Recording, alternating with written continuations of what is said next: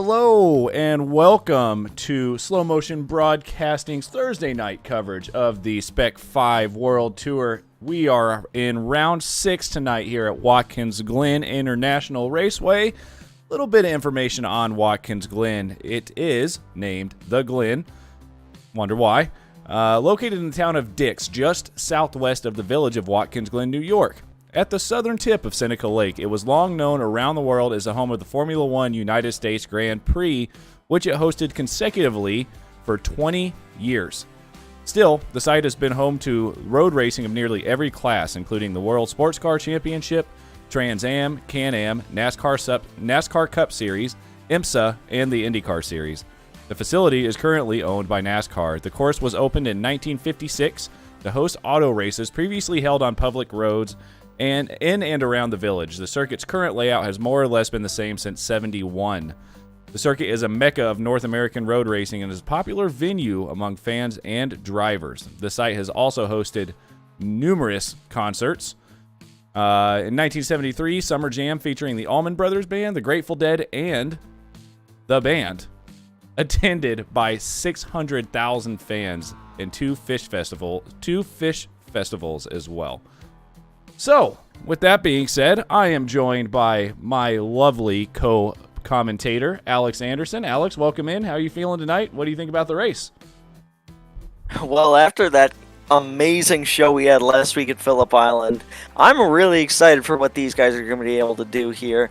You know, I thought with the straightaways at Phillip Island, maybe the draft wouldn't come into play. You know, maybe they might get a bit further spread out. I could not have been further from the truth, Adam. So I'm really expecting these guys to have some really close racing again through here at Watkins Glen. The full course this time, not the typical NASCAR layout that some of you stock car racing fans might be used to. So I think we're definitely in for an interesting race here, and I think we're going to have a lot of fun. I think we will as well. Well, before we get to the qualifying, which should be kicking off in about 2 minutes, bring you through the championship standings here. Here in the open class, you've got Foweather up there and on top with 263, followed by Hayes with 244. Brockway, third place with 238. Then Vaccaro, San, Adams Jr., Gonzalez, Coimbra, Bowley, Camilleri, Sancinelli, Olson, Helliwell, and Casey. That rounds out your Open Championship. Go ahead, Alex. Take it away in the pros. All right, for the pros, Tom Rath, a very impressive show for him last week, just couldn't get it done. He's currently leading the points for the pro class with 290 points. Nicky Borovic in second, Georgie Fike third, Brian Zabelski in fourth, Rui Coimbra rounds out the top 5 in fifth, Mitchell Peak in sixth, David Staub in seventh, Brennan Horn in eighth, Joshua Soto in ninth, Kevin Langer rounds out the top 10, Zach Burke in 11th, Kenneth Staub in 12th, Elvis Rankin in 13th, Jedediah Babinek in 14th, and Yuangji Lin in 15th. Well, now that we've got all that sorted, looks like we should have a bit of a qualifying session coming up here in about 2 minutes. So, while we wait here, Alex, I know we saw an absolutely amazing race last week at Phillip Island. Would you expect something of the same here? I mean, the track layout, it could give drivers the opportunity to stay close and maybe make some passes like we saw last week. Oh yeah, and especially in the normal NASCAR Cup layout, you've got some really wicked fast corners going through here. You've got turn 1, a hard braking zone after a long straightaway. People are going to go in there as hard as they can. Up through the S's. That's where the draft is going to start to take effect. You're going to see these guys getting this slipstream and being able to work their way around each other as they come towards the bus stop. It's a right, left, right chicane that a lot of drivers wouldn't want to go too wide through, but with the way these guys race, I wouldn't be surprised if we see it almost every lap. Into the outer loop, a long right-hand corner with great speeds, and honestly, I'm not sure, but I think these guys might be able to go full throttle through there if they take it right.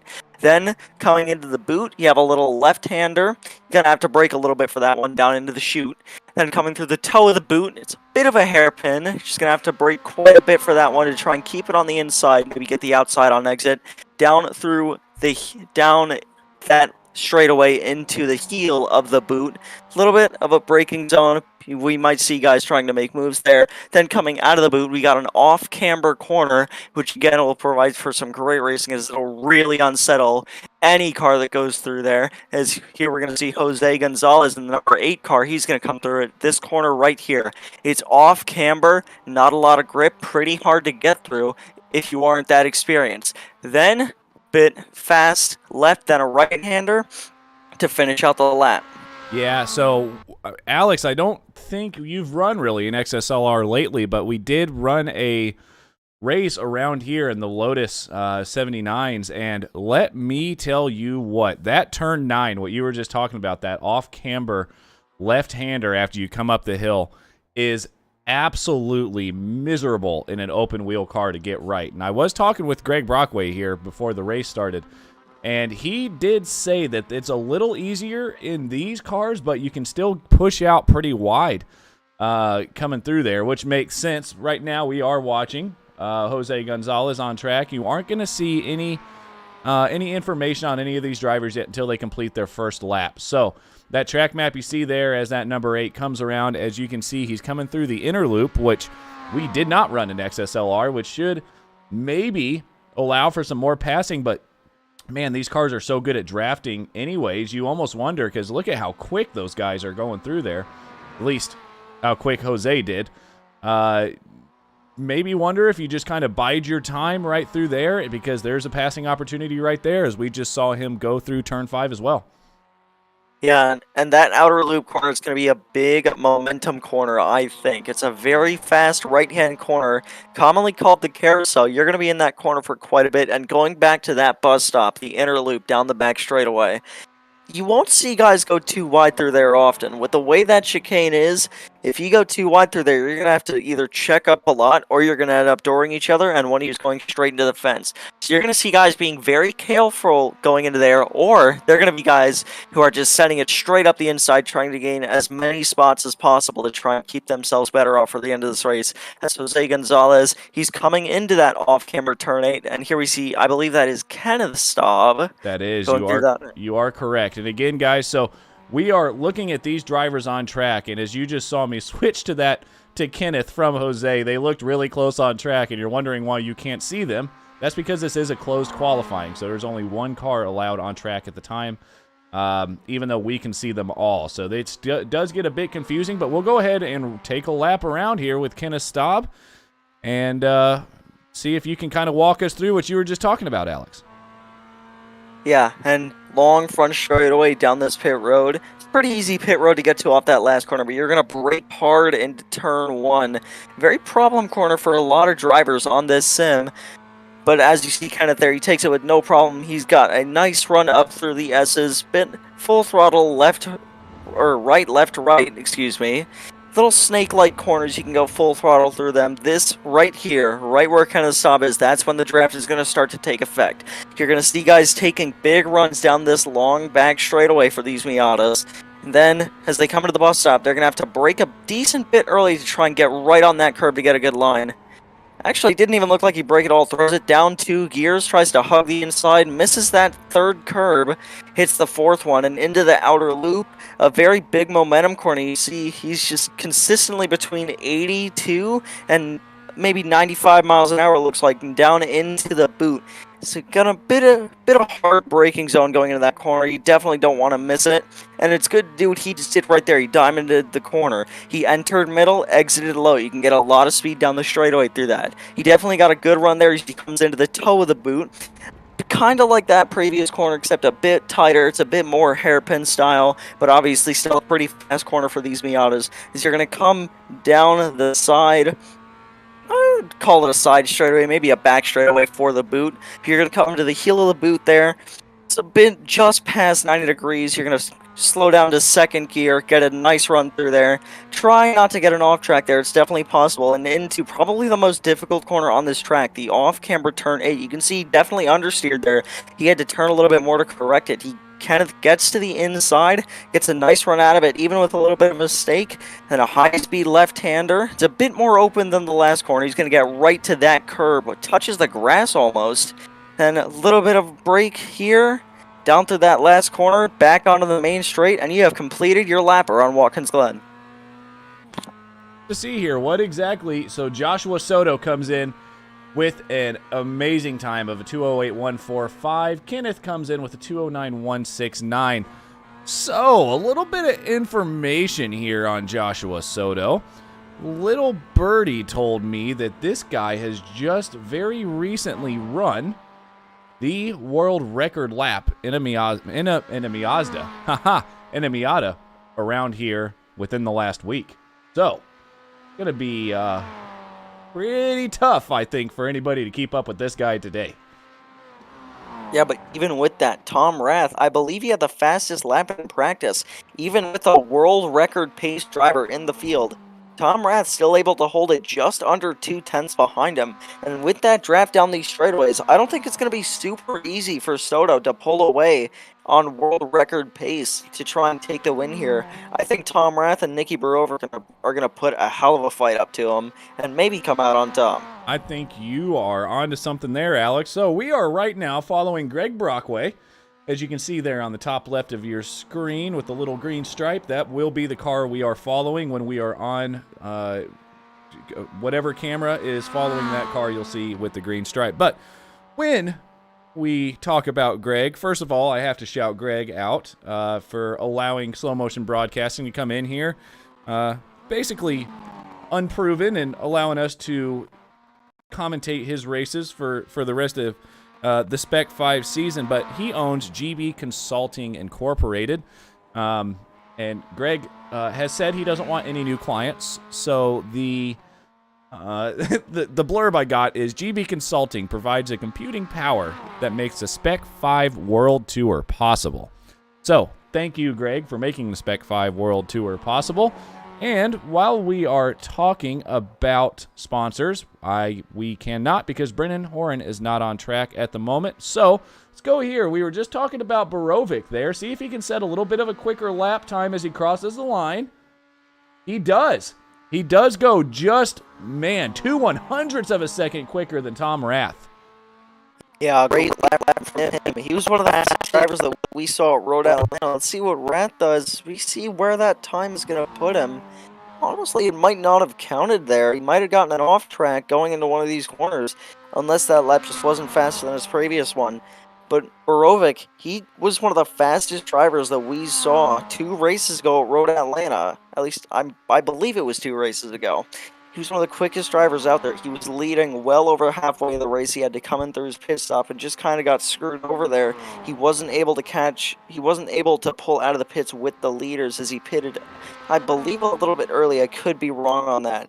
But obviously a great driver, and he's put himself in a great position starting in second place. Yes, he has absolutely done that. And looking at Jose Gonzalez here, has run a pretty good lap, but oh my goodness, we are about to watch Paulo Coimbra, I think, come across the line and maybe best his lap. He has 3 personal bests here. See where he comes out. He gets in front of Stevie Ray up there in 13th position overall. But I do want to cut this off before anybody says anything in the YouTube chat. I want to give a big shout out to you, Alex, for even showing up tonight. I know you're going through a solar storm right now, so the microphone may be cutting in and out just a little bit for him, but that you can understand why that is the case. But the fact that he even showed up to try to run this or broadcast this race tonight, yeah, man, I just want to say thank you for that. But that is enough of that. So back here on board, looking like Greg Brockway did set a green sector 1. We'll see what he can do for the final parts of his lap. Coming around turn 10 right now, about to come, gets way wide. Man, the rear end of that car just kind of tried to sneak out there, but holds it all together. Looks like, see where he's going to come across the line. Is he going to best his time at all right now in 11th place? Looks like he might stay 11th at a 2:11.5. His fastest was a 2:09.2. So, it's looking like tire wear may be a bit of a factor here as these guys continue to run. Yeah, and obviously during these quali runs, they are pushing every ounce out of their car that they can. So even after just 1 lap, it's still 2 minutes for these Miatas. So obviously just 2 minutes can put a great stress on these tires, especially with how long and how fast all the corners along this racetrack are. Absolutely. And while looking at Andrew Rosencroft here in the number 103 machine, just now getting out there. 2 green sectors. Of course, these are going to be personal best because this is his first lap. Excuse me. We'll see exactly what he can do. He is now coming into the boot section. No, he's coming out of the boot section. I apologize. This is turn 8. About to come up through turn 9 where Alex was talking about how this can really catch drivers out if they're not careful. Try to wash out there. We'll see where he does. He does a really nice job of catching that curb on the left-hand side. Gets out of there pretty well. Now through 10 and then 11. See what he's doing right now. Right now he's at 155. It's going to be pretty close. I think this might be an okay lap for him. Yeah, I think this will definitely put him in a decent spot. He's got to come around the final corner. He's just got to pedal it all the way down to that start-finish line. We'll see where it puts him as he comes across the start-finish line back down into turn 1. That's going to put him 13th. Not the greatest lap. He's going to have to see if he can improve on that. That was obviously just his first lap. Tires still might have been warming up for him. So we'll see if we can put down a faster one here. I think he might be able to. I've seen him race. We haven't talked about Andrew Rosencroft too much, but definitely a very quick driver. You know, he's very consistent, bides his time at the back, and gets a good result towards the end. So I would think definitely, even if he doesn't get the best starting position, I'm going to keep my eye on the results to see where Andrew Rosencroft ends up at the end of this race. Yeah, no, that would be a pretty big result right now. I mean, from where he is right now, for him to be able to make up some positions. Now, there's not saying right now you're going to see a split start to pop up at the bottom of the screen as he gets a little closer to the end of his lap. We'll be able to tell then where exactly he is going to be, if he's making or losing time, as Paulo Coimbra is green in his first 2 sectors.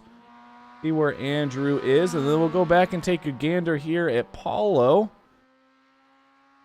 Andrew is yellow. It doesn't look like he's going to improve, but let's go ahead and get on here with Paulo Coimbra, who is now green through his all 3 of it. Ooh, that was really close to an off track there, Alex. Yeah, coming into the off-camera corner, you definitely don't want to get an off-track here, although it's very easy to if you're not careful coming through these corners. If you brake just the slightest bit too late, you're going to understeer, you're going to lock up, and you're going straight through that corner, and that's the end of your quali run. But Paulo Coimbra, very close to that curb. He got just close enough to the point where I don't think it's going to be an off-track. So as he comes through the final corner and down this front straightaway, really hooks the wall there. A nice sound of that car buzzing straight by the outside retaining wall.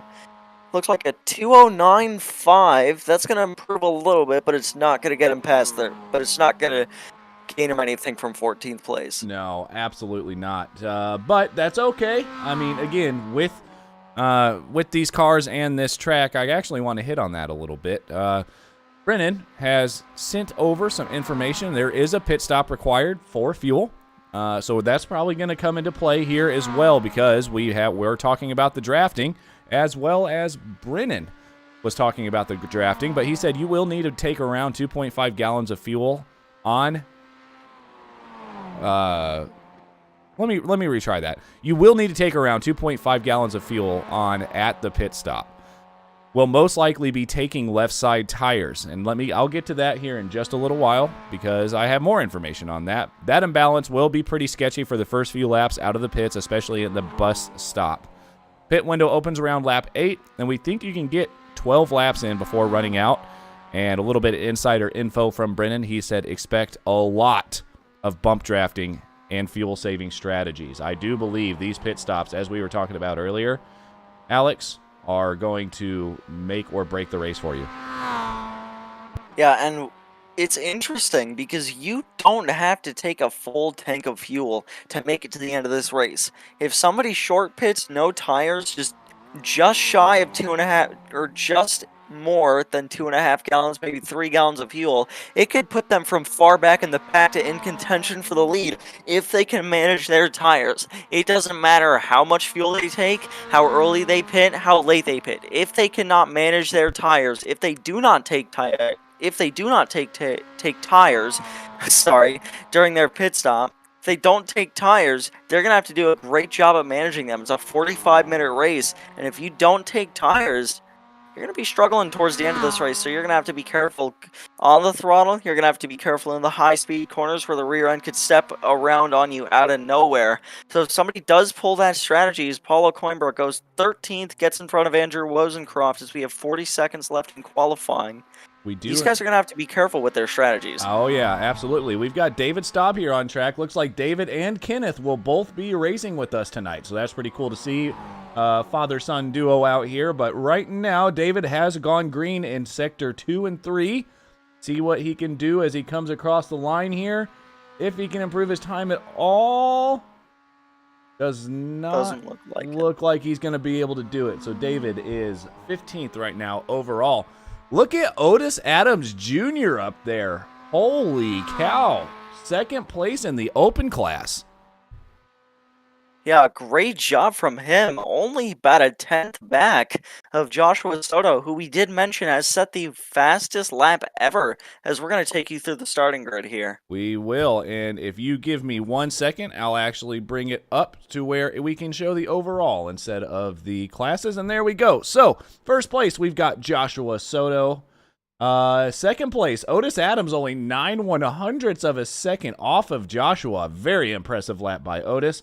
Tom Rath starts third with Nicky Borovic in fourth. Jose Gonzalez fifth. Brian Zabelski sixth. Sean Hayes seventh.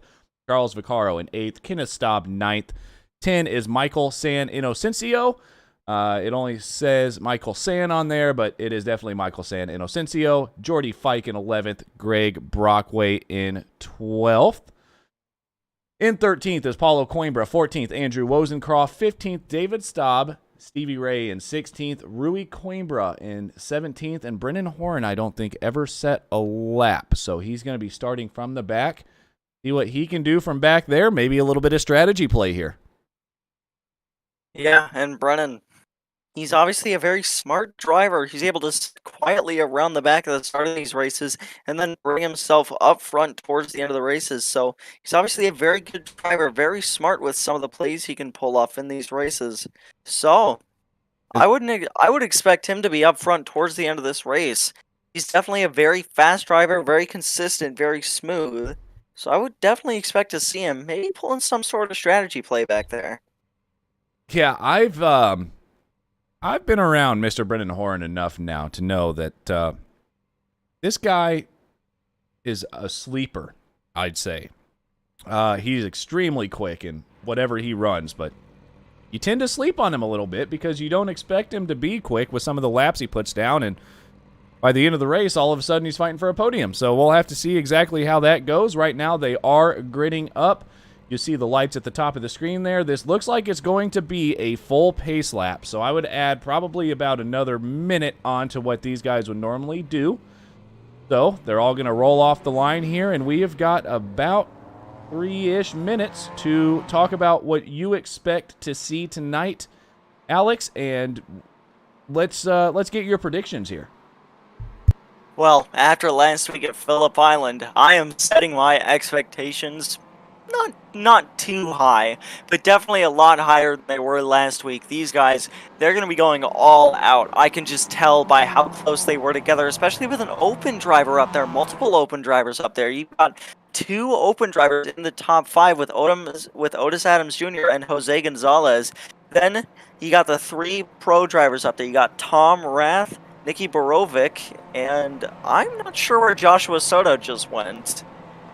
It appears as if Joshua may be starting from the pits here, unless he has exited. Actually, it does look like it. He's grayed out on the overlay, so I think he's currently in the pits with Brennan.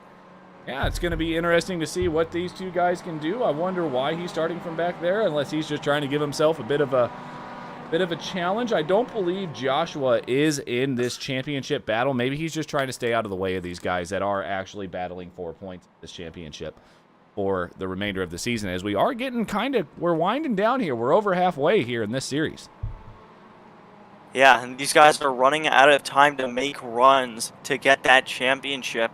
It's obviously very close points battles across the board, but if one of these guys in second place in the points, he wrecks out, or maybe doesn't get as good as the finish as the guy in first, that's their championship season over. So obviously a lot of stress going to start to come down on these guys towards the end of this season. It's going to be interesting to see how that pressure affects them in these last few races. It absolutely will. We do have the track map pulled up for you guys on the right side of the screen. I'll go ahead and have that. Keep that pulled up so you can follow along, see where your favorite driver is for tonight. Yeah, if you guys have a driver that you want to shout out, go ahead and shout them out in the Discord. We'll make sure that we can get them shouted out on stream. And we will have interviews from the top 3 in each class after the race.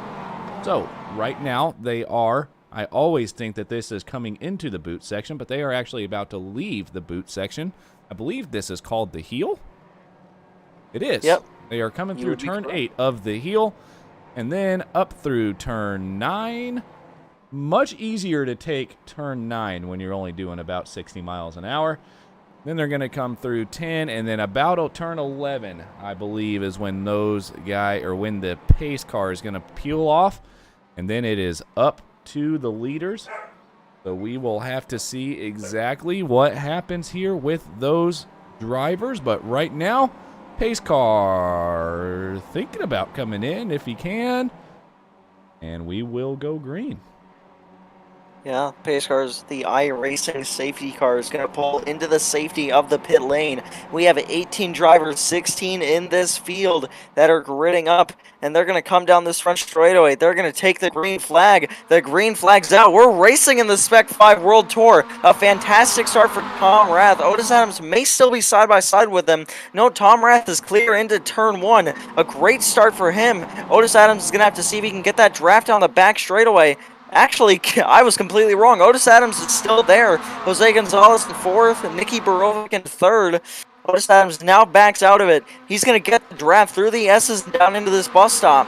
I believe he's going to make a move here. It's early in the race. These guys are going to be aggressive. So I think he's going to make a move into the bus stop, maybe try and do a bit of outbricking, and we may see an open driver lead this race on lap 1. Oh, man, are they really thinking about trying to go 3 wide? Nope, they're fanning out 2 by 2 by 2 as Sean Hayes thought about taking it down the middle, but he did not. Oh my goodness, who is that wide out there? Is that Otis Adams as he comes back onto the track? Now they are 3 wide going through turn 5. This is not where you want to be 3 wide. Otis Adams still trying to hold on to it.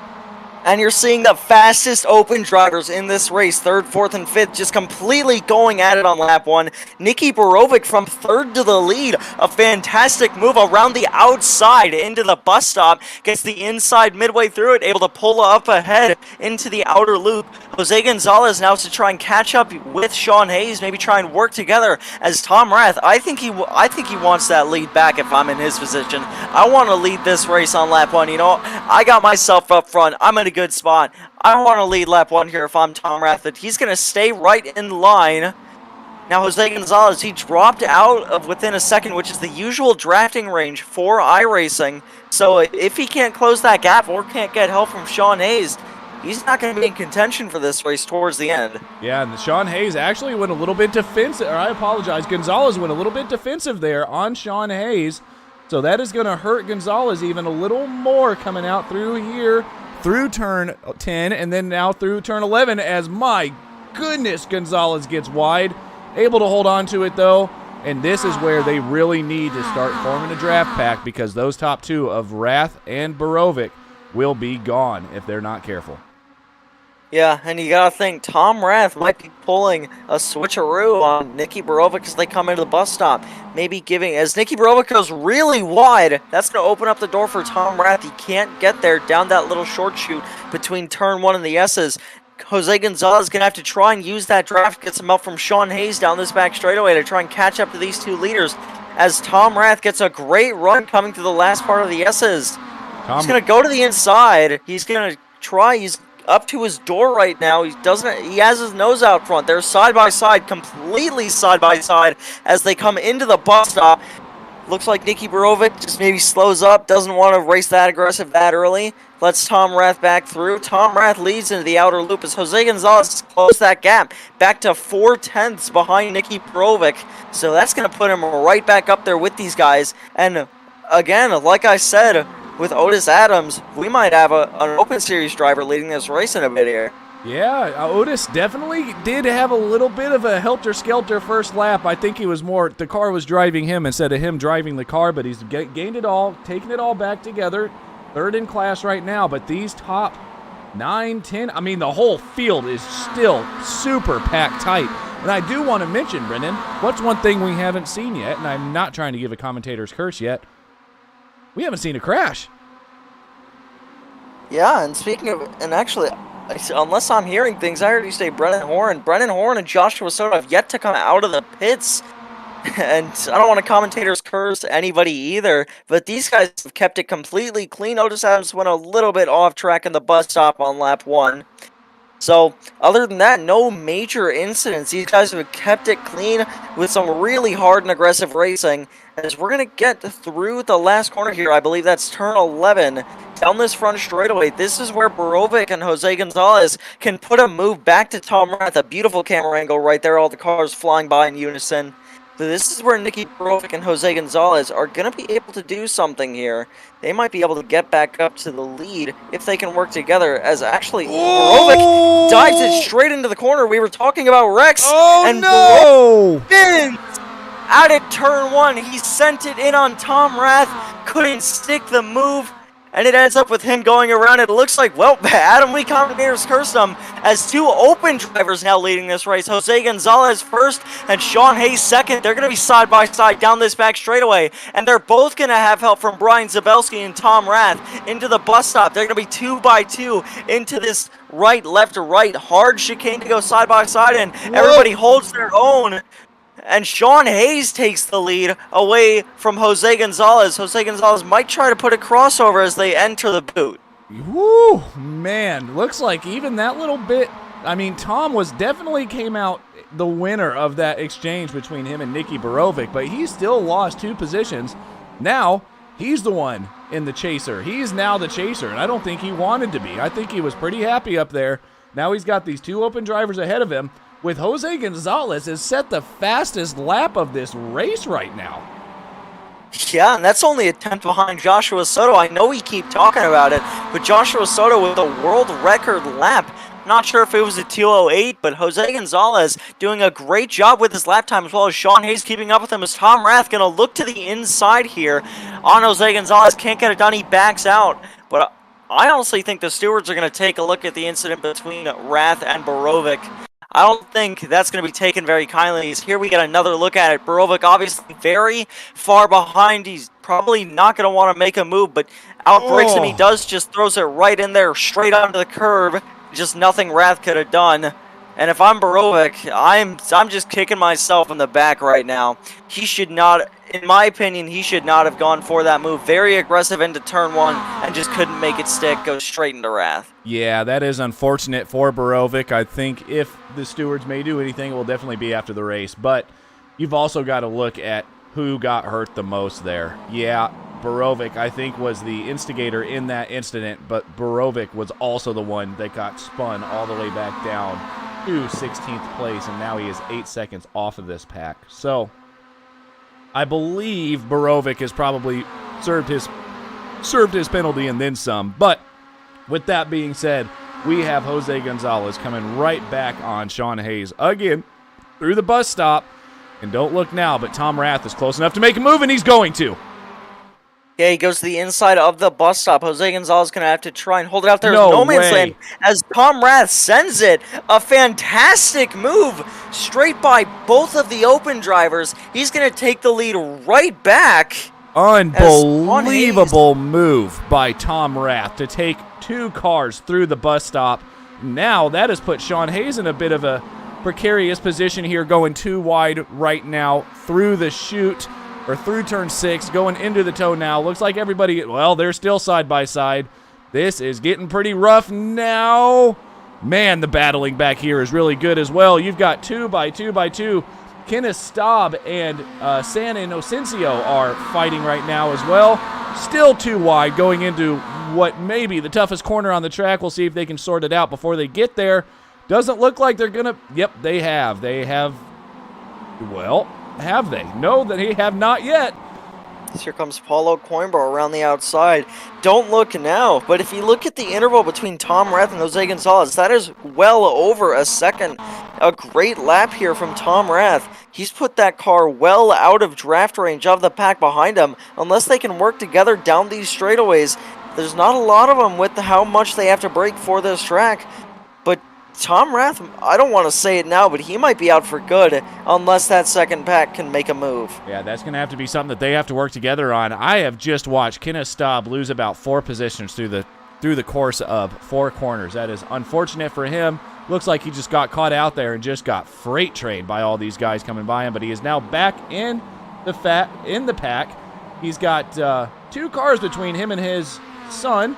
So this might actually work out okay if they can find each other on track. You can see those 2 blue cars there.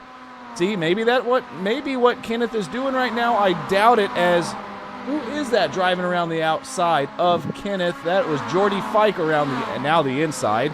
Man, look at this battling up here, going in through the bus stop. Are they trying to take 3 it 3 wide? This is going to be really sketchy down here. They're going to have to give each other room 2 by 2 into the bus stop. Everybody holds it together as it looks like only 1 car. I want to say that was San Inocencio. He gets a little bit off track. He's able to save it. A little bit of smoke there. Not sure what that could have been from. But if you look at the top 3 cars have pulled away, and they aren't even really in a pack.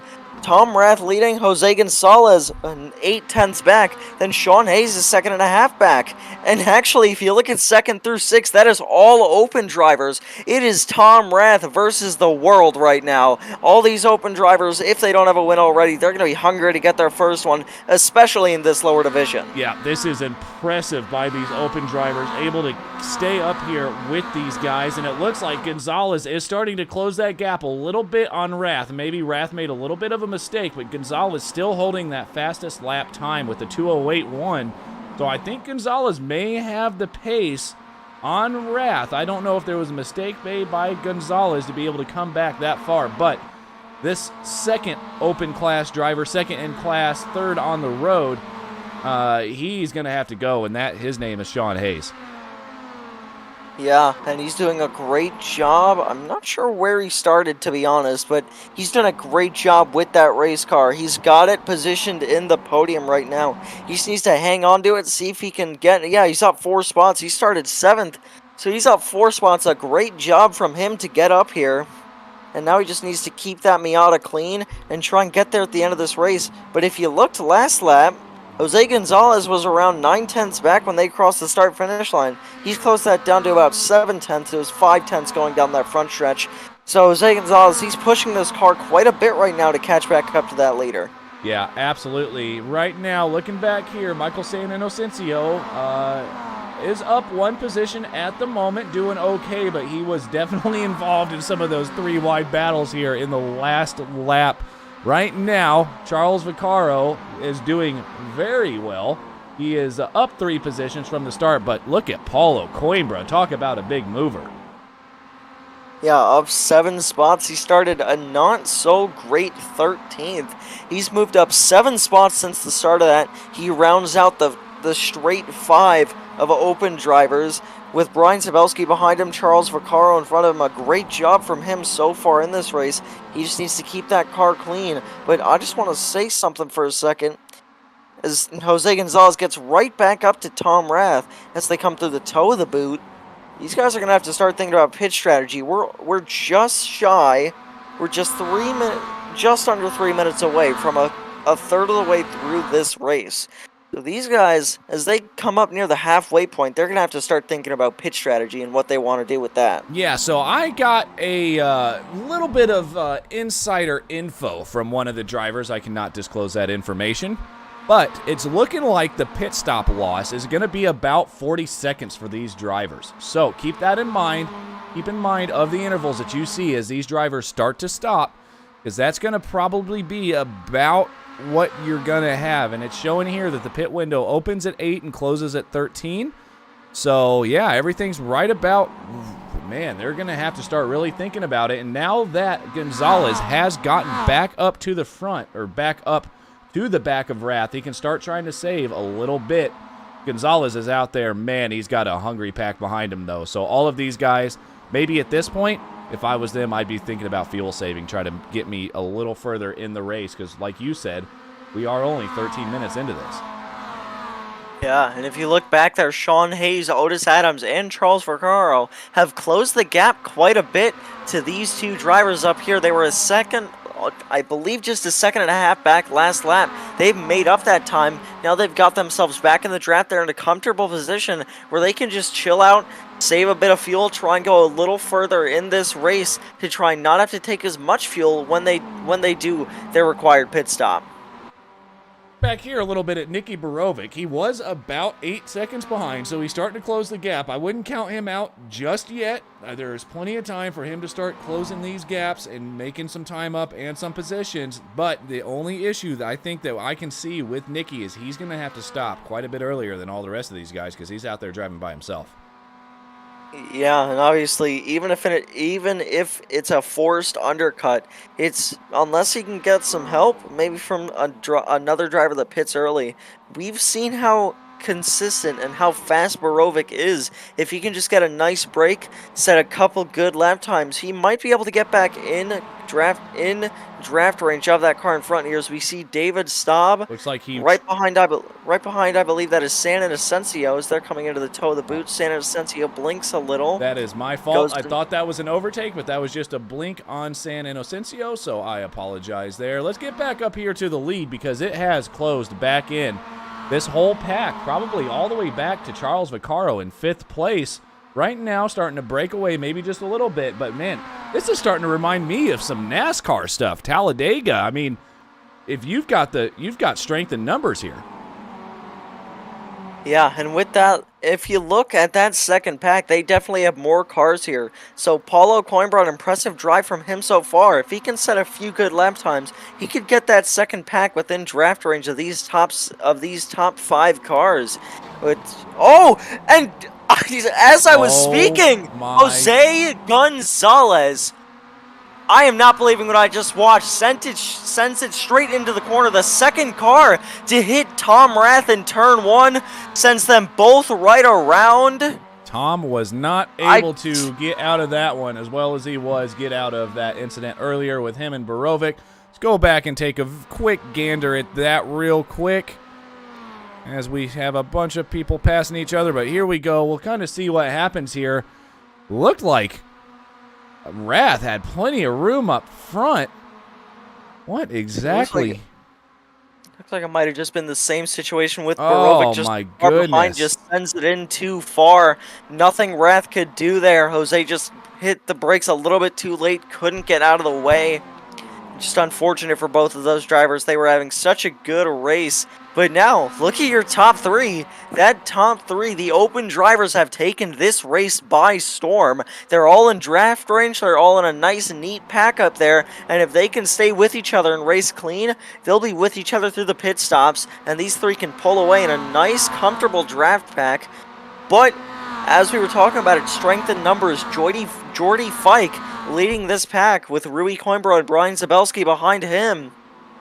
These guys are definitely not out of this race yet. They have the strength in numbers. If they can stick with each other, even with that dirty air down the back straightaway, they're going to make up a lot of time on these top 3 in front of them with, I believe that's around 4th through 13th with the amount of cars they have in this pack. So if they can stay organized and stick together, I have no doubt that they will definitely catch up to that top 3. I think so, and Jordy Fike knows how to drive these Miatas. I can tell you that right now. So, again, we are only 17 minutes into this race, and we have had quite a few incidents here already. Very clean on the first lap, which was what I was not expecting, but, man, ever since then it's been pretty crazy, but that's okay because those guys that have had those incidents do still have time to catch back up as we can see, and it looks like we do have the first pit stops here of David Staub and Stevie Ray have come in. So that's about lap 9. These guys have decided to come in. We're going to, man, 13's going to be pushing it if these guys are coming in on 9. This is not what you want to see, though, if you're Jordy Fike trying to catch that lead group. Yeah, and with, I know we haven't talked about side draft much up in the booth, but side draft when the front quarter panel of a chasing car gets to that rear quarter panel of the car in front of it, with the way the air is manipulated around that rear quarter panel, just straight up sucks the leading car back, which gets them side by side, and it just becomes a war. They just keep side drafting each other, which keeps slowing them down, and they can't catch up, which is exactly what happened there. They had a gap of about 2.5 seconds, and they were making up time. They were doing well up there, but with just going side by side for a second down that back straightaway, made them lose 5/10. But it looks like with how fast these guys are back here, they've already made that up. Yeah, they've definitely cut it back. At least Rui Coimbra's cut that time back. It looks like he's kind of gapped Jordy Fike just a little bit, but it looks like Jordy's starting to close that back down now, 4/10, 3/10. So yeah, they are catching back up to that lead pack. And I don't know if that may have been a premeditated move between Jordy and Rui, but that is not something that I can say. But, I mean, if you're trying to catch these guys, the last thing you want to do is go side by side, as we've seen even today how much racing each other hurts your times. Yeah, and actually, we missed it up here. Charles Vaccaro has made a pass on Sean Hayes for the lead, and now they're going to go side by side down into turn 1. Hopefully we don't have another incident. We've already had 2 going through here, so they're going to try and outbrake each other. Sean Hayes might get the advantage on the inside. Charles Vaccaro gets a nice run through the corner, but Sean Hayes is going to clear him up front. And if you're Rui Coimbra, these guys racing each other is exactly what you want to see. As we take a look at this pass down that back straightaway, Vaccaro with a nice run just goes straight to the inside. Looks like he might be able to outbrake him into the bus stop. He has that better line, being able to hit that first curb better. Jumps it and is able to take the lead. And Sean Hayes, we missed one again. Well, not really. Going through turn 1, Sean Hayes had taken that lead. And if you're Rui Coimbra, this is exactly what you want to see. You want to see these guys racing each other. It's going to slow them down as they've gotten that gap to under 2 seconds in that second pack. So if you're Rui Coimbra, I'd be just sitting back there, just setting down some quick lap times and catching up to these top 3. Because if they keep racing each other like that, I have no doubt in my mind that Rui Coimbra is going to catch right back up, taking Jordy Fike, Ryan Zabelski, Paulo Coimbra, and everybody else that's back there with him. Man, if I am Charles Vaccaro or Otis Adams or Sean Hayes, as we did see that pass on those two, but definitely Otis Adams, I am screaming at these guys. Come on, man, stay in line, because guess who the first person's about to get swamped when they get there? That's going to be Otis Adams. And it could not be happening at a worse time for him, as pit stops are imminent. So this is not what you want to see, as Hayes gets way wide, gets it back on track. You can actually gain a little bit of time through there, but iRacing has updated the track limits here at Watkins Glen to give you a penalty for that. Not like a drive-through or anything, but you get an X for that, and that goes towards your total X's for the race. Yeah, and these guys racing this hard as pit stop cycles are imminent. We're just about 25 seconds shy of halfway through this race. Or about a minute shy, apologies. But you're definitely going to start to see some guys pulling into the pits here, maybe try and undercut the field a little. Or they might be just trying to stay up front in that clean air, try and keep Rui Coimbra behind them, and just try and run some consistent laps to pull away, so that way they can have that clean air going in and out of their pit cycles, just trying to run that tank out as much as they possibly can. Charles Vaccaro is going to look to the outside in the second S as we see Nicky Borovic pitting, as well as Tom Rath, 2 of the fastest guys in the field. And honestly, I think they might be trying to work together here as we see Charles Vaccaro go to the inside. This is exactly how he made the move just a couple laps ago. Might try and do it again here as they go to break into the bus stop, and Sean Hayes is going to hold on to it. Again, I mean, as cool as it is to be a leader in one of these races, I get it. You're an open class driver. You're up there in 3rd place. But guys, check your relative. They're coming, and they're coming in a hurry. Yeah, they're definitely working together back there. They're staying single file, maybe even a little bit of bump drafting down these straightaways. And if you're racing up here, it's definitely going to kill all your momentum, especially if they do it midway through a corner, apologies. So we see Rui Coimbra, you just have to set some consistent lap times or he might be able to try and undercut the field with this pack that he has behind them. But the thing is, if they use the driver chat to try and communicate an undercut, Sean Hayes, Charles Vaccaro, and Otis Adams Jr., they might get the idea in their head that they could pit with the field, which would negate the effect of the undercut performed by the second pack. That is it's just going to be a genius idea that I didn't think about. If they could leave Sean Hayes out to dry, and Sean's really going to have to watch that. If those two come in, you wonder if the guys behind him will come in with them, and that will leave Sean out there basically a sitting duck with no draft, no help, as it looks like there's a pass for the lead here between Vaccaro and Adams. No, that's Adams coming into the pit. We'll see if anybody else follows him in. No, Adams is the one that gets kind of, oh my goodness, actually, Adams went for Paulo Coimbra goes into the pits as well. It looks like three teammates off their paint schemes. Yeah, 3 teammates, all of them pitting Jose Gonzalez, Paulo Coimbra, and Otis Adams. So they're just going to try and match their pit stop times here to try and come out of the pits at the same time and work together here, as now it's just a 2-horse race for this lead. We've seen them running up front for the past few laps. They've done a great job in this race, Sean Hayes and Charles Vaccaro. But now, as we talk about strength in numbers, that just took away one of the fastest guys and one of the most supportive guys in that lead pack. Otis Adams Jr., he was just chilling back there in third. But if he's just hanging out back there, he's feeding a bubble effect of the draft. And basically, a quick rundown, a bubble effect in the draft is where if you get a slipstream and you get closer to that car in front of you, and you essentially just feed your run to the car in front of you. It's called the bubble effect because as you get closer, you just end up falling back to the car in front of you like a bubble is pushing you backwards. So that might have been a great help to Charles Vaccaro and Sean Hayes, but it's not helping them anymore as Rui Coimbra gets into draft range, and this is where this race is going to get really interesting. Yeah, look at what that has done with those 3 teammates dipping out of that draft like that, where they were in the pack. That has brought all of these guys right up together. So I really do want to keep an eye on these teammates here, and it looks like Rui Coimbra was one of those teammates that decided to stay out. So it's going to be interesting here. He decided to maybe stay out and not pit with the rest of his team. But going back down here, so you've got Paulo Coimbra in the wall. Looks like he spun in the outer loop. Might have got just a bit loose in the bus stop. We're going to see if we can get a replay of that. He's going down the backstretch all by his lonesome. Couldn't time the pit stop correctly. Jumps the first curb, the second, the third, gets onto the fourth, just clips the grass, goes to turn into the outer loop, and the rear end just swings right around, tries to slide it through the center and just can't get it to work. That front end goes into the inside retaining wall. Now he's just waiting for guys to come back out to not block the track.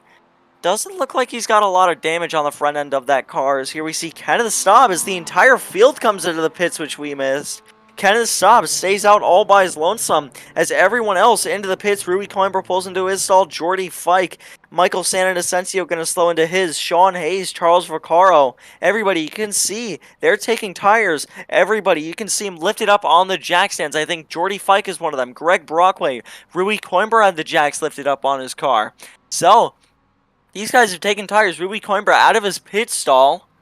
We're going to have to see if he gets beaten out. He's going to beat the entire field out, actually. Excuse me, Otis Adams takes the lead. Sean Hayes goes to the back. Otis Adams leads that field. Actually, he came in with his teammates and actually made up a decent bit of time. Takes the lead, or the provisional lead, as Kenneth Staub has yet to come into the pits, as Rui Coimbra comes out first out of that group. Yeah, look at what has happened here. All of a sudden, you've got 2 teammates working together, obviously in 2 different classes, but Rui was on a different pit stop than the rest of his team, and it seems like it may have worked out for him. As you can see, Jose Gonzalez back there. Everybody, even though those 3 teammates came in at the same time, doesn't really seem like it's worked out the best way other than Rui and Kenneth. Or not Rui and Kenneth, Rui and Otis. But the thing is here, you're going to have to look at those intervals between Adams, Coimbra, and Fike right here. And Michael Santadesencio there as well. Otis Adams and Coimbra, they're leading this race, but they have no help with each other. They do not have the draft. However, Jordy Fike, Michael Santanesensio, and if Brian Zabelski can set some good lap times in a couple good corners, he'll be up there with him as well. So, you have these two cars working together back here. I think they might make up some time on these two. So I did want to mention that you saw all those left side tires go on. This is not helping their case for the next few laps because, like Brennan mentioned at the beginning of the broadcast, the imbalance of these cars, when you've got worn tires on one side and fresh on the other, one side's warm, one side's cold, that can cause a few issues on these out laps. So it's going to be interesting, to say the least, on how these guys get through here for these next couple laps. I wouldn't see really any gain, so maybe as Kenneth Staub does come into the pits, and remember, we heard or thought that it was about a 40-second stop, so we'll see where Kenneth is. We've got second place of Otis Adams coming down the front stretch right now. Again, though, with no help. See where Kenneth comes out. No, it looks like he's going to be filtered way back. Yeah, and he gets a nice pit stop there from where he was. He might pull around about maybe 8th, 9th, 10th place. Maybe even looks like he's gonna tuck in just behind. I believe that was Brian Zabelski, right in front of Sean Hayes, which is gonna put him in a comfortable 6th, though a good stop for him pitting that late. But Jordy Fike has actually pulled away from Michael Santanesensio, which if he gets out of draft range, he's not gonna have a lot of help from that car behind him. Yeah, this is gonna get pretty interesting here towards the end of the race, because I'm looking at Otis Adams right now. They pitted at about 26-ish minutes, so they're going to be able to make it to the end, barely. But Otis by himself out here, if Fike catches Coimbra before Coimbra catches Adams, Otis is going to be in a world of hurt at the end of the race. Yeah, unless unless Otis can manage that gap, he's going to have a bunch of cars hounding on him in the later stages of this race. But if he can keep that car clean up there, we've seen him in the past couple of races. He's been one of the most consistent and fast guys out there. Even in the open class, he's been able to keep up with the field. He got P2 in qualifying behind Tom Rath. He's doing a great job up one spot into first off the grid. So if he can just set down some good lap times here, he'll find himself up front at the end of the race, and he's in a really good chance to take this win here. Yep, absolutely, but we do have a battle going here. We'll see if they're actually battling, or if they're going to try to work together a little bit between Santanesensio and Brian Zabelski. So it's going to be, man, I would expect maybe not too much passing here for the next few minutes, as these guys are just trying to catch back up to each other and catch the draft, but man, Zabelski got a much better run off of that final corner.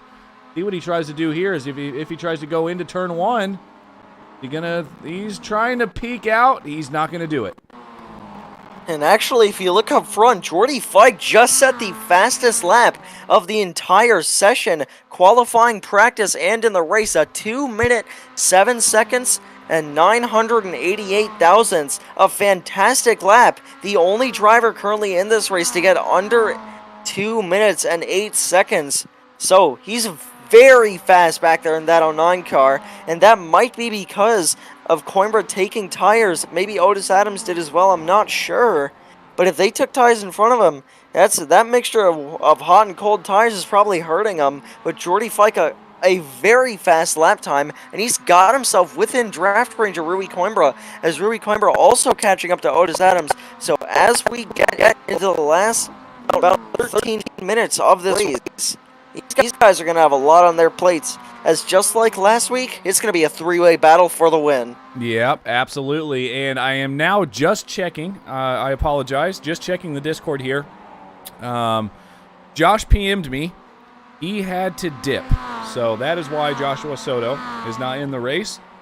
I think all of these guys are counting their blessings at this point, because we are now about to see a race between two not-a-team teammates, as well as Jordy Fike, who, like I said at the beginning of the broadcast, don't sleep on him. He was back there. He was kind of lurking a little bit. Now he's there.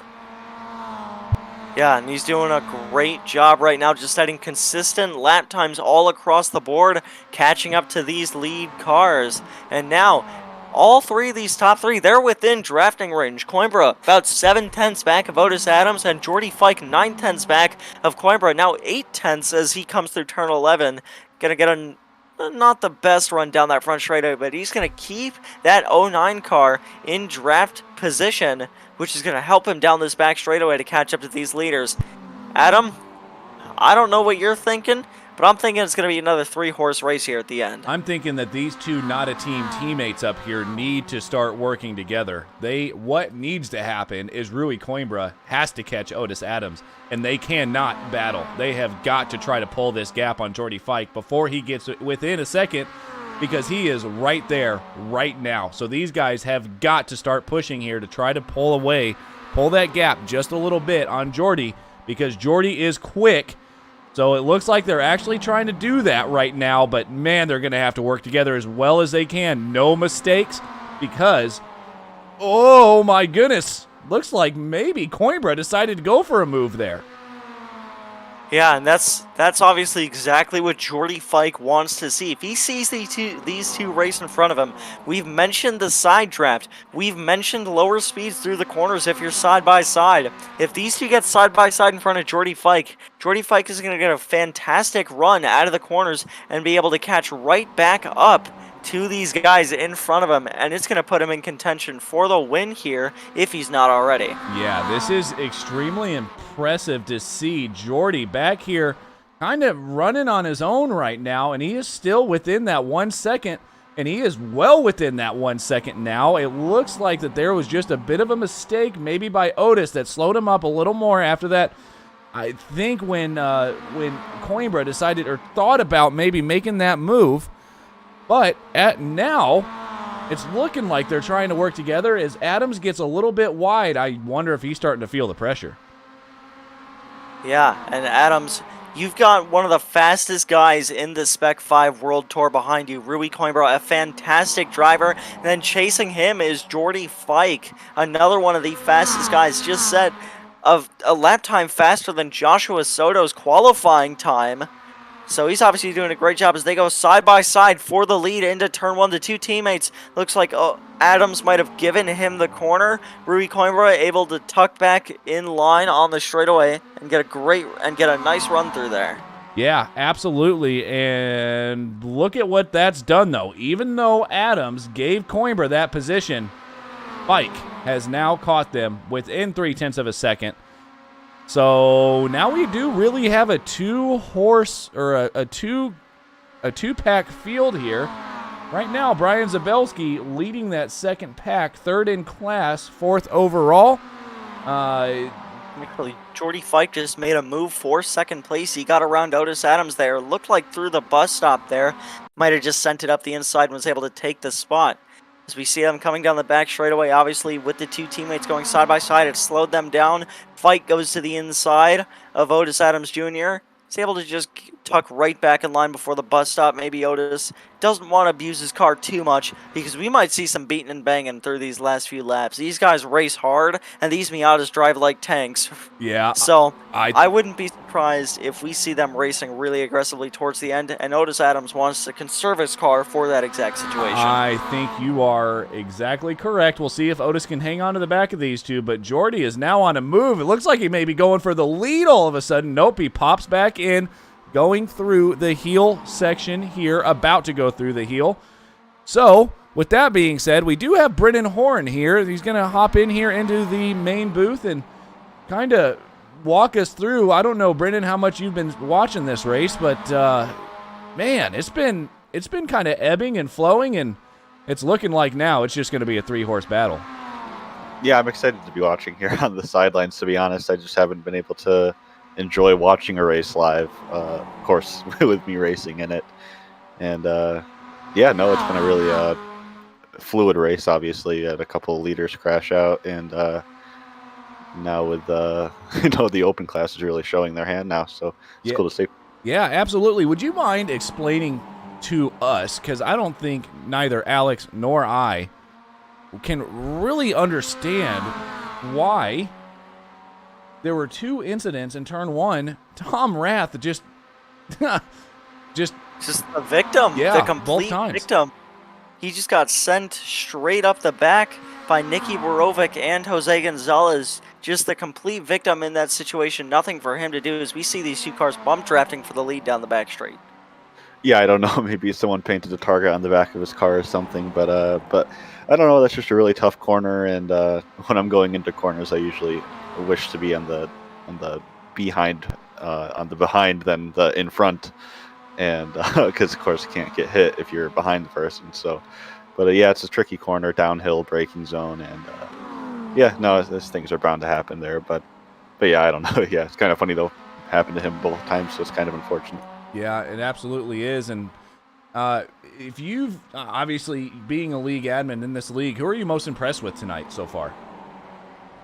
Otis, maybe. I know he's quick, but he clearly has the talent to be up front. You know what I mean? Because anyone can be quick and be in the lead pack, but to be able to lead the pack around is something else, and that's something that I found difficult when I started to improve my iRacing driving, and that's just cool to see him, show his skill here too. Yeah, absolutely. And I know you're not live right now, Brennan, but there is a battle going on still. It is raging between Coimbra and Fike, and what that's doing is it's keeping Adams in the mix here. There's about 5 minutes, 5.5 minutes left in the session. So this is still really anybody's race up here. If you were one of these top three, who would you be? Who would you want to be in this situation right now? I'd like to be Otis, because I know for a fact that 1 and 2, as we can see right now, going into turn 1, I know that 1 and 2 are going to be fighting because both of them want to win the race. And going into the bus stop, I wouldn't be surprised if we see some door-to-door action, which of course would slow them both up and just give Otis the chance to slingshot around them. So I'd want to be in his position right now. Let those two battle it out for the win, or what they think is going to be the win, and then you slide in right at the end of it and take the win by yourself. Yeah, absolutely. And you know who we haven't talked about, Alex? Look at Greg Brockway back here. He's made up 2 positions, and he's looking like he's starting to breathe down the back of Tom Rath, which is really impressive. Yeah, a great job from him this race. He's moved up 2 spots. Looks like he's 10th overall. I believe that is 5th in class. And he's really breathing down the neck of Tom Rath. Looks like Tom has a little bit of left front damage. He's going to push him into that bus stop. Not going to make a move through there. Probably pretty smart back there, to be honest. Just trying to keep those cars clean. Maybe make some more moves towards the last couple of laps of this race. But up towards the front, Jordy Fike and Otis Adams, they got some work to do here. Rui Coimbra, he's one of the fastest guys in this series. So if they want to get around him, they're going to... Honestly, I'm of the opinion that they might have to work together, maybe try and bump draft down that back straight to try and get to the inside of Rui Coimbra and try and make a move through that bus stop, as Jordy Fike's going to get really close here, not going to make a move. He's going to stay in line here as they come through the heel. Yeah, I don't really know how much help Fike is going to be getting from Otis Adams, to be honest, because even though the cars all over these 2 Red Bull red cars say not a team, it's pretty hard to say not a team when they're running the exact same livery. So I would assume that Fike may be on his own here. Yeah, and if these 2 teammates decide to work together towards the end here, that's going to give them the wins for both of their classes. Jordy Fike, he's pretty much all by himself right now. I wouldn't be surprised if Otis Adams and Rui Coimbra are communicating with each other a way to get them both 1-2 at the end of this race. So Jordy Fike definitely has some work to do here if he wants to try and win this race, as he might have 2, not technically teammates, working against him. Yeah, absolutely. But, I mean, right now we're watching them come through the S's, and, man, looks like Fike tried to make an early move, but it actually put him out a little bit. I think Adams may be coming at Fike now. Yeah, Adams going around the outside of Fike, not trying to go 3 wide in the bus stop. Adams is going to get to the outside of Coimbra as well. Oh, this is tight! And Adams, a great move. It was just like we saw at the beginning of the race. I'm not sure who it was, but a driver was able to go around the outside of 2 cars. I actually think it was Nicky Borovic went around the outside of 2 cars into the bus stop, made the move stick, and took the lead. That is exactly what Otis Adams just did from 3rd to 1st. A great move from him, as it moves him in a better spot here, because if I'm one of these guys, honestly, I want to be the leader. If I can run a good defensive line, I can keep all of these guys well behind me. Because if I'm one of these guys, I'm definitely fast. Me, myself, I'm not fast, but if I'm one of those guys, I'm quick around the racetrack. So I would want to be the leader, because I can run a good defensive line if I'm up there, and maybe hold on to the lead to try and get the win here at the end, as I think we might take the white flag this time. I think this is probably going to be very close, and it looks like it's definitely going to be a white flag lap, as Jordy Fike is now battling it almost. I'm not trying to play sides here. I don't want to say anything, but it looked like Jordy got down behind Rui. And I'm not saying Rui let off the gas to let Otis Adams get through that bus stop. But now look at the gap that Adams has pulled on these two for this over the duration of this lap. Yeah, and as they come down this front straightaway, we're going to have to take a look at the flag stand as Rui Coimbra now 3/10 back. You got to think he's trying to take the win for himself. I believe that was the white flag. It was. You can see the flagman waving it. So this is do or die time for all 3 of these drivers. Rui Coimbra gets right up to the curb in turn 1. He's going to lose a bit of time on exit. You got to think, what can Jordy Fike do in this situation? These guys are obviously going to go side by side trying to race for the win. If Jordy Fike can't try and get past both of them while they're racing, he's not going to have the win at the end of this race. So, Rui Coimbra, he's going to have to try and make a move down this back straightaway to win this race. He goes to the inside through the bus stop. We've seen how many times this can work. We've seen how many times that outside prevails. Oh, there's some contact there. Otis Adams, he goes straight through the bus stop in the grass. He's able to maintain the speed, but he's now 6/10 back of Rui Coimbra. And he might have a slowdown penalty for Otis as well. This may have just gifted Jordy. It looks like he's trying to slow down. He's driving around the outside now, maybe trying to get as much time back as he can. He's going to try to fight Jordy here. He does have the inside line through this toe section of the boot, but he's still slowing down. Yeah, and unless Rui Coimbra makes a mistake, I think he just needs to stay consistent here, and he'll walk away with the win. They were going into the bus stop, a very aggressive move to the inside from Rui Coimbra. Otis Adams couldn't make it stick around the outside when Jordy Fike tried to follow suit. So, as they come through the heel, Jordy Fike is able to make time up going into the corner. He loses it on exit. So, unless something drastic happens, Rui Coimbra, he's leading this race. He's been leading this race. You can see with that early pit actually, he pit in with the leaders. A great job from him this race as he comes through turn 10. Jordy Fike, he's not going to be able to do anything as Rui Coimbra, a fantastic drive from him. Here we go, as it looks like Otis Adams is going to try to make a move down the inside. He cannot make it happen, and there are your top 3 right there. Rui Coimbra, he wins the Spec-5 World Tour at the Glen overall and in the pro class. Otis Adams, P3 overall. He takes the win in the open class, and they're not technically a team, but these 2 drivers who are working together, Otis Adams and Rui Coimbra, they take the win in their respective classes. Sean Hayes, 4th overall. He gets 2nd in the open class. Brian Zabelski rounds out the pro podium, finishing 5th overall. Kenneth Staub, 4th in class, 6th overall. Jose Gonzalez gets the final podium spot after contact early in the race with Tom Rath, gets P7 overall and a podium at the end of the day in the open class. Well, that was pretty impressive for Jose Gonzalez. I know that he had a few issues there at the beginning of the race, coming back to take 3rd in the open class overall.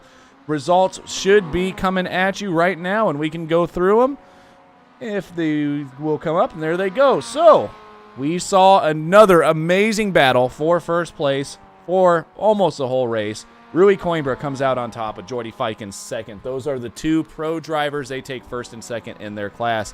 Otis Adams, 3rd overall, takes 1st in his class with Sean Hayes, 2nd in his class, 4th overall. Brian Zabelski comes home 3rd in class, 5th overall, with Kenneth Staub coming home 6th. Jose Gonzalez is 3rd in class in the open class. Greg Brockway comes home 8th 4th in class. Impressive run by Greg. Andrew Rosencroft comes home 9th. Nikki Borovic 10th. Stevie Ray 11th. David Staub 12th. Paulo Coimbra 13th. Charles Vaccaro 14th. Michael San Inocencio 15th. Tom Rath 16th. And that will be the drivers that took place in tonight's race. So, with that being said, we're just going to go ahead and wait here in the interview waiting booth for people to join. And while we're doing that, hey, wouldn't you know, it's the Lou Dog right on time for the end of the race. Decides that he's going to be barking. But with that being said, give me your thoughts on the race, Alex. I said my expectations were going to be decently high after Phillip Island. My expectations were surpassed yet again. A fantastic race from everybody in this field. Towards the end, we had great racing as actually Greg Brockway and Kenneth the Staub. Bit of an incident going into turn 10. Bit of an incident on the track. Not sure exactly what happened there. Might just be some post-race messing around. But a fantastic race from everybody in the field. Everyone did a great job. They were running well up front. They were running well mid-pack. They were running well in the back of the pack. And again, another fantastic finish for this series. Absolutely, it was. This was great stuff to see, and hopefully we can get some people here into the interview waiting room. But while we do that, I just wanted to give a huge shout out to all these drivers. I know this was definitely a bit of a tougher race for some of these guys, but all in all, pretty impressive to see that, like, week after week, these guys are just absolutely on top of their game, giving us great broadcasts, just unbelievable racing. Yeah, everyone did a fantastic job this race. You see Michael San Inocencio just messing around in the background. You could hear how hard he hit that retaining wall. We might need to make sure he's okay over there. But these guys, obviously, a fantastic job all around from everybody here. I was very impressed with this race, and I hope everybody watching was too. Yeah, absolutely. And it does look like we are starting to bring some people into the interview waiting booth. I will bring Rui Coimbra in first, the winner of the Pro Class and the winner overall. Alex, I'll let you have him.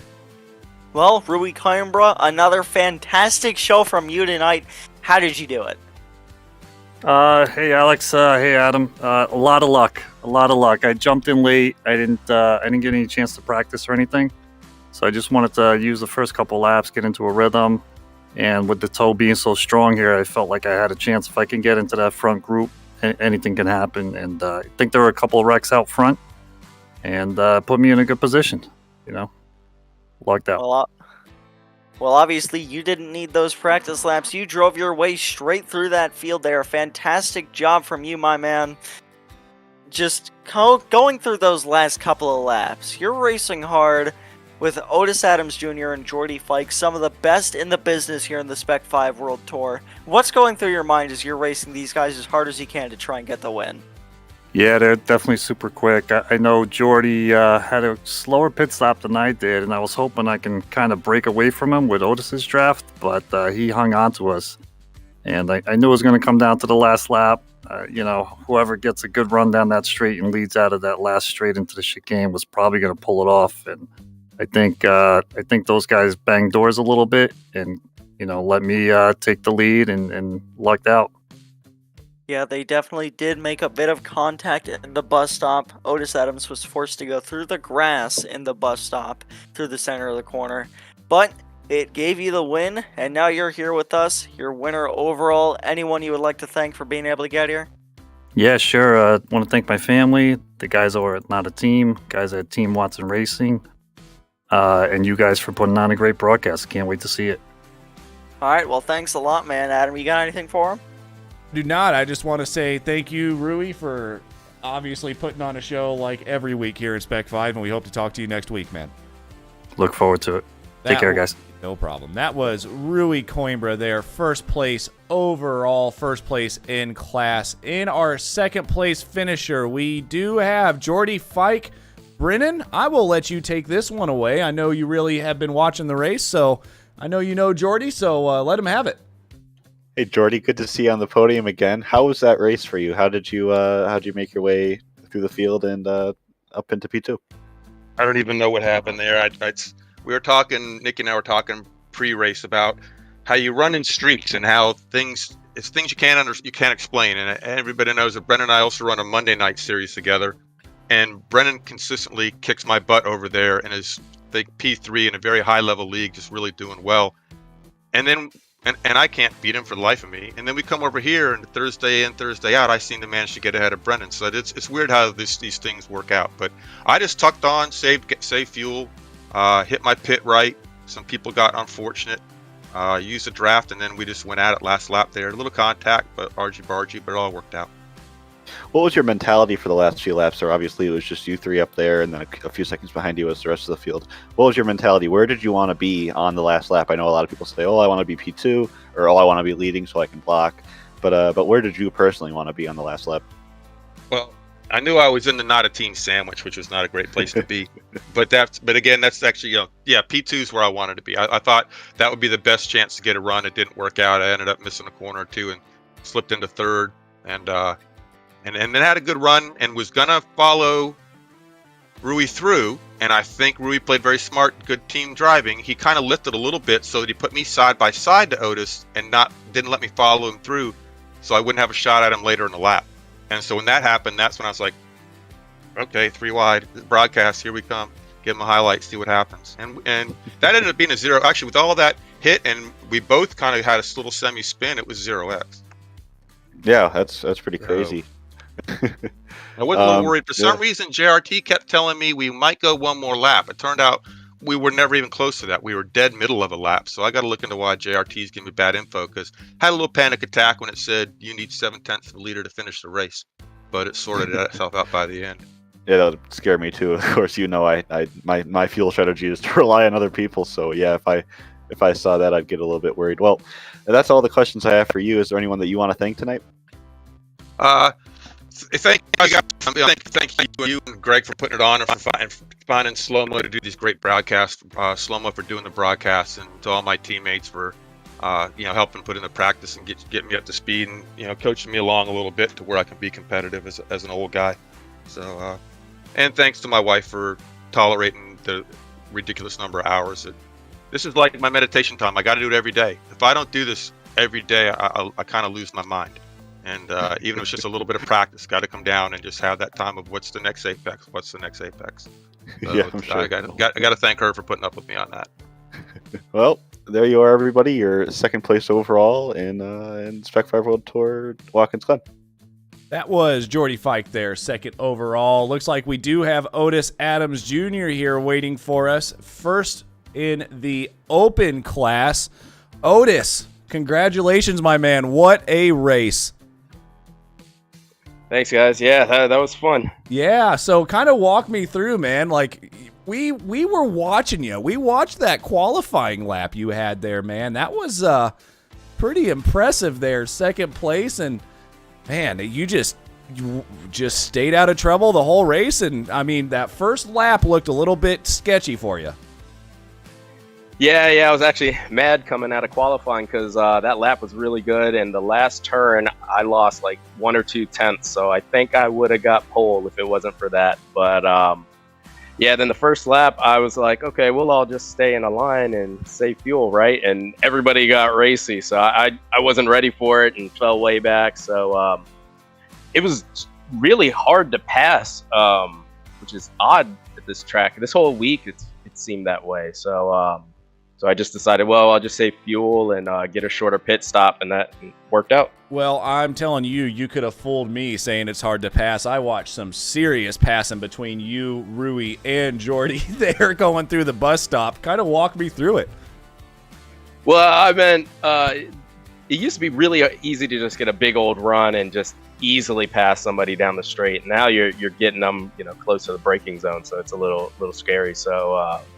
Yeah, it helps to be racing with a lot of good guys where you can trust them. They're giving space. I know me and George hit at the end there on last lap, which at the time I thought he just plowed into me. But I think it was just a racing incident. It's probably more my fault than anything. So, yeah, it was a lot of fun. Well, I mean, you still came home P3 overall, first in class, Otis. Anybody you want to thank? Anybody you want to shout out? All the guys at Not a Team, Team Watson Racing, sure. Wife, family, all that. Awesome. Well, that was Otis Adams Jr. Hope to see you again, Otis, in the races to come. That was first place overall in the open class as well as third place overall. We kind of messed that one up, but we do have Sean Hayes here right now. Second overall. Alex, I'll let you take him away. All right, so we're back after my Wi-Fi just passed away, but we're back. Sean Hayes, you did a great job this race. You ended up P2 in class, I believe. How'd you do it, man? Oh, it sounds like somebody else's Wi-Fi may have passed away. Sean, you got us. I'll go ahead and put him back into interview waiting and wait to see if we can get a little bit more from Sean. Looks like he tried to mute and unmute. Sean, you there? Hello. There he is. All right, go ahead, Alex. All right, well... Yeah, how did I do it? I heard you speaking before, so how did I do it? I don't know. I'll put a big shout out to everybody who, to be honest, kept to their own piece of tarmac. I was just watching some of the replay, trying to remind myself what happened when Tom Rath just, decided to just go where he wanted to through the bus stop, and we all managed to avoid him, and he managed to avoid us, and so that was pretty tight. And everyone else that was in front of me, behind me, man, you were giving me room, and I was giving it back. So like I say, shout out to everybody else. I did a long pit stop as I do, so that put me back, but every time I got past somebody on the way back up, I was thinking, man, they're just going to freight train me back. But somehow I managed to just pull away and keep coming up to fourth. And I was seeing the leaders on the last 2 laps or so. I'm thinking, nah, it's not possible, or is it? And every time I was getting closer and closer. So suddenly I wished for more laps, whereas before I'd been wishing it had ended just before the pit stop. But like I say, shout out to everybody for giving everybody room. It was tight, but it was clean. And from where you need to put yourself on the track, there was everybody was doing what they need to, and we were still just keeping moving. So the draft to me wasn't as helpful as I was sort of anticipating. All it did was just mean that you didn't drop back so much, rather than you could slingshot DRS style. So overall, happy. Enjoyed the racing. There was kind contact everywhere, and even supportive, pushes every now and then, and that was well received. So yeah, it was a great race. Well, you did a great job finishing P2 in your class. Congrats to you. Anybody you want to thank for being able to end up here at the end of the day? Oh, my wife and my daughter, of course, who will be who I'll have to force to watch this. And listen to the interview and see every bit in slow motion. Bless them. And your local Mazda dealer. I'm wearing my Mazda Motorsports t-shirt tonight, so maybe that gave me the extra bit of luck. Thanks again, though. All right, well, that's all I got for him, unless Adam. I think we're good, Sean. Thank you very much, man. We hope to talk to you next week. Yep, take care. That was Sean Hayes there, second in class. I apologize, I messed that up and I said second overall. We've got one more interview tonight, and I will let you take it away, Brendan. It is Jose Gonzalez, who came home third in class and 7th overall tonight. Jose, meet Brendan. Hey, how you doing? Hey, Jose, good evening. That was a great race by you tonight. We had you on the TV a lot, and P3, you can't complain about that. Walk me through your race. I mean, that was great. It's unfortunate that I hit the brakes a little late and I ran into Tom. It's just kind of sucked because we were having a great race. But I got P3, so it's not too bad, I guess, right? Yeah, we saw that.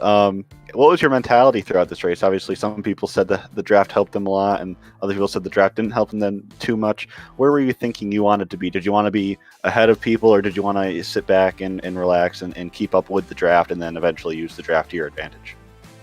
No, I was definitely wanted to stay in the draft. I mean, Tom is super fast, and I wanted to stay behind him as much as I can. I mean, we're not in the same class, so I wasn't really trying to pass him at all, but I was trying to stay in the draft, and the draft does help a lot here. You just got to be careful, because if you hit the brakes a little late, obviously you see what happened to me, and just hit somebody, Yeah. Were there any difficulties that you ran into during the race besides that incident, obviously? But sometimes at that track it'll be, I'll get a 1x every lap at the bus stop, or I'll get a 1x somewhere else. Were you fighting 1x's, or were you keeping it pretty clean out there? I was trying to keep it clean. I did get a couple of turns. I pushed a little too hard, and I think it was right after the end of the chicane. I got a couple, and after turn 1, I came in a little. Pushed me out a little wide because I was pushing a little hard. I was trying to catch up. But other than that, I mean, I love this track. It had a pretty good race, Yeah, and incidents aside, you really can't complain. P3 in class, so big congrats to you for that. Is there anyone you want to thank tonight? Yeah, thank you. Yeah, definitely the guys from another team. They helped me out a lot. And Team Watson, sometimes we race with those guys and they give you a pointer. So yeah, definitely them. And you guys, great broadcasting, great series we came into. So yeah. Well, Jose, congrats tonight, and we hope to talk to you next week. Sounds good, man. Thank you very much. Have a good night. That was Jose Gonzalez, came home 3rd in class in the Open, 7th overall. Well, that is going to wrap up our interviews for the night. Alex, any final words? Well, again, another fantastic race from the Spec-5 World Tour. Fantastic racing all around from these guys, and I'm giving them a round of applause over here for what they were able to do tonight, giving us a great show to watch, and obviously probably exciting racing for them down there in the cockpit. Absolutely. Brennan, I know being an admin of this league, it's probably tough up here, but anything you want to say about about what you watched tonight? Yeah, no, I mean, it was good as always. I'm really proud of all the drivers here, and obviously I'm going to have to look over some incidents with Greg Brockway, but no, it was just a fun race to watch, and I was happy to be able to come up in the booth with you guys to cover part of it. Yeah, and I finally I do want to thank you and Greg and the whole MX5 World, or the Spec-5 World Tour guys, for putting on a hell of a show every week for us to broadcast, and I hope to be around for much longer to come. This is a great series that Slow Motion Broadcasting gets to cover, and man, a great group of drivers I think you've got here, Brendan. So big shout out to all the drivers. I also want to shout out Danger Us, which I have yet to do, sponsor for Slow Motion Broadcasting. So thank you, Russ, Rob Schwenkler's dad, for doing that. But I mean, all in all, I think we basically covered everything. Watkins Glen is one of those iconic tracks that I think you're just always going to have fun racing at. But with that being said, if nobody else has anything to say, which I think everybody has said everything, my name is Adam Thompson. I was joined in the commentary booth by Alex Anderson and briefly by Brennan Horn. So thank you, Brennan, for coming in here. This was Slow Motion Broadcasting's coverage of the Spec-5 World Tour Round 6 at Watkins Glen. We can't wait to see you guys next week, and I hope you all have a great weekend and a great night.